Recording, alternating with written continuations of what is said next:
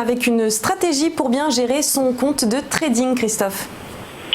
La stratégie, vous la retrouvez de toute façon chaque jour dans notre lettre ouverture levier, donc auquel vous pouvez vous inscrire gratuitement sur notre site bourse.unicredit.fr, dans lequel nous proposons donc chaque jour une stratégie en produits de bourse sur l'indice, mais également sur une action. La valeur choisie par les analystes de trading central aujourd'hui donc est Valeo, donc on l'a vu qu'il y avait quand même un intérêt qui commençait à naître sur les produits liés au secteur auto, tout au moins qui retournait.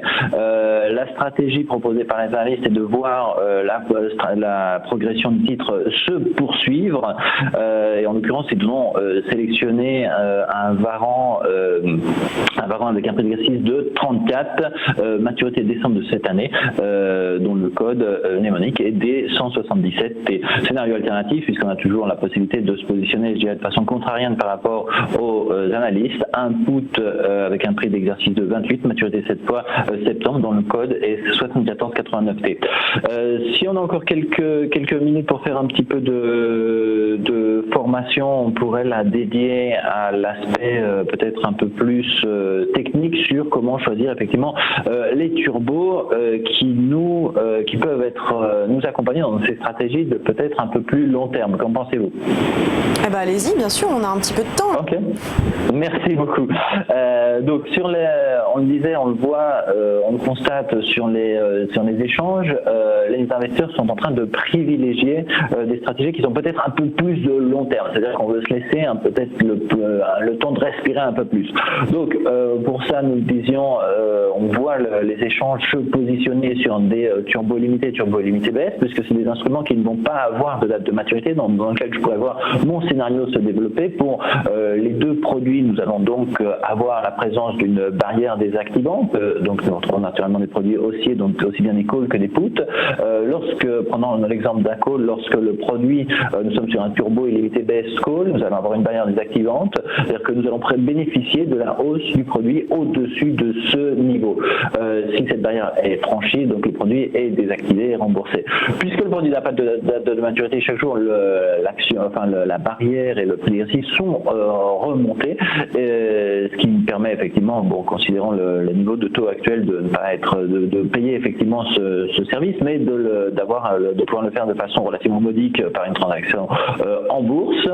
L'intérêt du produit, on l'a dit, c'est de ne pas avoir de maturité, de pouvoir se positionner avec donc un scénario qui va être relativement long.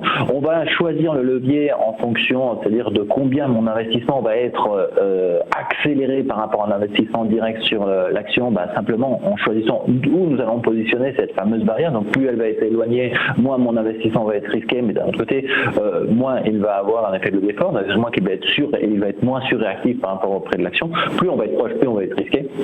Et donc de ce fait-là, on aura un effet de levier qui va être de devenir beaucoup plus fort.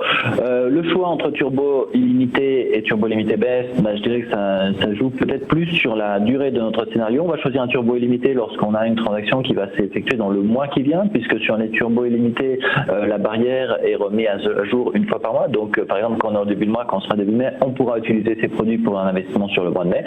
Pour les turbos illimités baisse, c'est peut-être plus facile, on peut les choisir à n'importe quel moment et puis laisser courir son scénario même sur quelques semaines, voire quelques mois.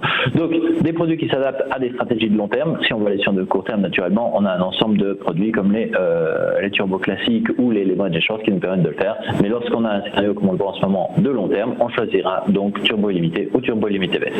Tout est clair. Merci beaucoup Christophe Grossier pour ces conseils. Je rappelle que vous êtes responsable des produits de bourse chez Unicredit. Merci à vous de nous avoir suivis. On se retrouve très bientôt sur TV Finance.